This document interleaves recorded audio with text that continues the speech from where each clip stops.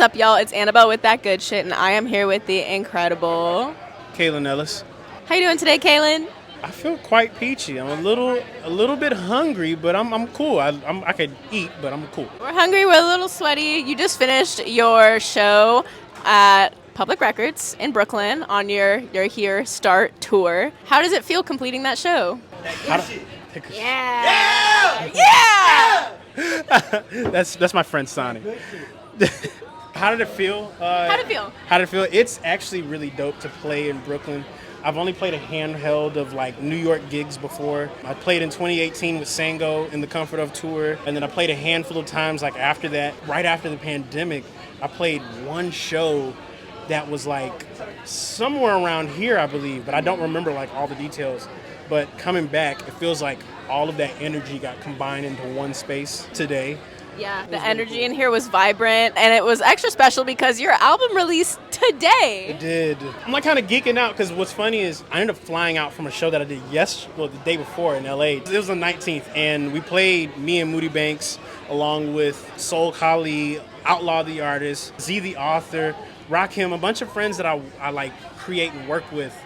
Even Lo-Fi, another crazy producer. They all came and performed, and after we played, we had to get on a plane at 6 a.m. That's insane. So to come here and just kind of be free like this has been cool. Tell us a little bit about your album, what it means to you, and any tracks that you think people should check out if they are going to go listen to the album. Man, so this project is kind of like a tastemaker, I'd like to call it. It has like a central theme about basically starting.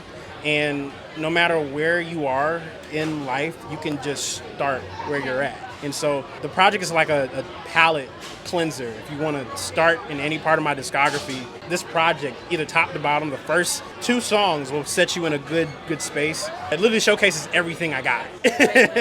But what's funny is I made it like 3 years ago. So to hear it come out now and have the response that it has had so far, I'm so happy about it. Now it's 3 years later, and they don't even know what you can do now. Like, it's crazy. What was the moment in your life when you decided to start?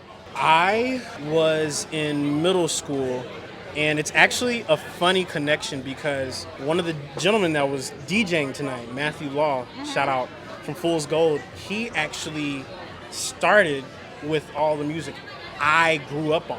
So he knows the Questloves, he knows the Sam I Ams, he knows that world, the Brain Feeder world, the LA beat scene, early 2010s world. And so I was listening to that in middle school, and so 2007, I was like, I want to at least try. You know, I was born in 97, and I felt like after the first 5 to 10 years of my life growing up playing drums in church, I started to find something that kind of spoke to what I wanted to do. Yeah. And I started seeing a lot of like just really dope like artists from LA that were like making beats. They were black, they were weird. I'm like, yo, this is my kind of crowd. Yeah. And so to hear Matthew even play a lot of that music that I grew up on from middle school and hearing it like now, it's like trippy. It felt like we were supposed to intervene at this time. Definitely. It's all working out in divine timing. And watching you perform is so much fun. Like everything from just like your facial expression, seeing when you know what you're going to play next and you get jazzed up about it. You're like, they don't even know what I'm about to play right now. Like you blow yourself away before you even play the next song. Tell me a little bit about your method of how you perform, because I've heard you kind of like freestyle it every time, or like you're doing this all on Ableton Live. Like as you perform, you didn't even touch those CDJs. No. Yeah, tell me about your method of performing. It's super fun. Because I come from a musician background, I used to come from this background of just jamming. My dad is a good reason for this. When I was younger, I was like 5. My dad would bring his keyboard, and I had like a little bitty like drum kit, and we just play. And us practicing turned into these long jam sessions. And my dad would be like, you know this song? And he'll play the song while I'm playing the same drum groove. Yeah. And over time, it was like, yo, let me like reference songs that I like know. And then on top of that, I was in a very Christian household. I couldn't really like listen to all the music. So the secret code was to play all the video games that had the ill soundtracks. And Tony Hawk Underground had all of it. And so I used to just listen to a lot of music and see what songs blended with what. So before like the DJing, I would take songs and see where the correlations meet. And so a lot of my live playing, I think I learned how to take what I'm doing right now, maybe back in 2013, and I started playing this Ableton live setup because of my buddy, Kazal Organism. He's the son of a gentleman named Mellow Man Ace, and he's like connected to Brain Feeder, Flying Lotus, and all those guys. Yeah. And so he was like, yo, I found out how Flylo plays his beats. I'm like, how did you know? I met him through Facebook, by the way. And he showed me this little format where you have 4 decks and you just have all these random loops of songs that you like. Yeah. Whether it be a bridge, whether it be an intro, something from that song is going to go in the set. What happens afterwards is kind of like you got all this great music and you might play this one night. Maybe the room might be real chill. You might want to do something hype. So it just kind of allows you to be able to have like all these different songs, and not just to play all the songs, but you got options to like speak to a room if you want to.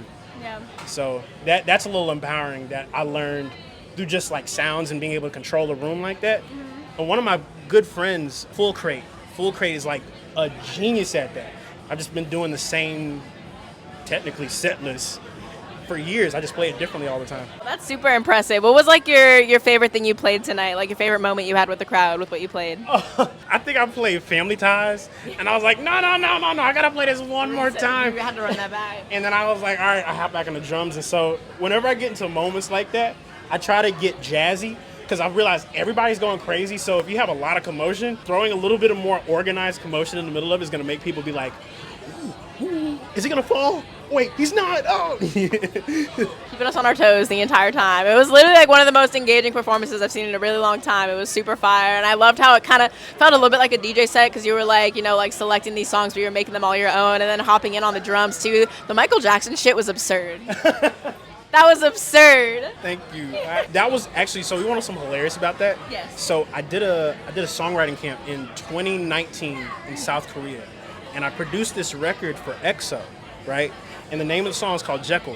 And roughly around the same time, before the song had got crystallized that they were going to be using it, I remember a buddy of mine was like, this song that we're working on reminds me of Michael Jackson. And the song that we did, like the demo, it sounded like for a split second Michael Jackson was in the song. And we all were like, just, wow, what the heck? Michael Jackson feature. Yeah. Just appeared. I ended up taking the same record, pitched it up, and it literally fit the entire song of Rock My World. Like verbatim, line for line, no tempo change.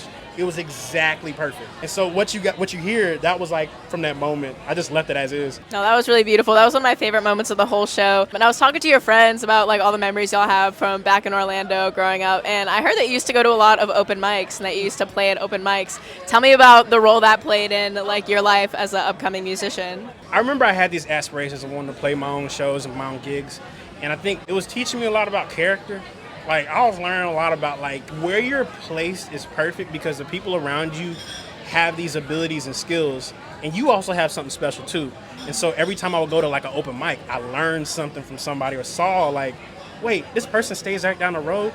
You just, like, crushed an entire solo. And so meeting probably the most talented producers and artists in my life in one city in Orlando, it impacted how I treat community. And even funny from that, I didn't really talk to many people. I come from a city where people don't really like hang out with folks. And so I'm pretty sure after tonight, you met Sonny. Yes. He's one of the first guys like from home that I've been able to be like, yo, come with me on tour, bro. You trying to pull up? And he's like, yeah, sure. And so seeing him, I grew up with him. That role being in Orlando, it taught me a lot about community. It taught me a lot about like connecting with people. Also too, there's this thing my grandmother used to say, you aren't necessarily completely the star of the show. Yeah. It's about everybody involved. It's about everybody involved. When you're playing, like, everybody is the star, not just you and everybody looking at you. Yeah. Because you allow other people to become stars when you do what you do. I think you did a great job of that. You really like empowered the room. You encouraged everyone to have fun. And I feel like community is such a central part of you and who you are and how you've grown as an artist. I know that you're like really active on like streaming, Discord, stuff like that. Tell me a little bit more about your relationship to your community now and what that means to you. For the first time tonight, I've been able to play a tour and meet the same people from the Discord in person. Even matter of fact, there was one person, her name is Kaelin.